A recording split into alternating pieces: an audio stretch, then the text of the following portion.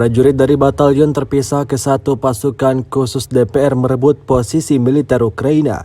Rekamannya ramai beredar di media sosial Telegram pada Jumat 13 Januari 2023. Sejumlah tentara Ukraina kalang kabut setelah granat yang dijatuhkan oleh helikopter Rusia meledakkan posisi pasukan Zelensky. Tampak beberapa tentara dengan badge berwarna biru itu lari ketakutan berusaha mencari tempat pelindungan namun tak berhasil.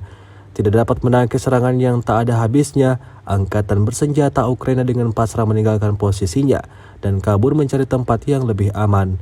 Alhasil, misi pasukan Rusia berhasil merebut titik pertahanan Ukraina di kawasan tersebut. Hingga video ini beredar, beragam komentar dituliskan warganet.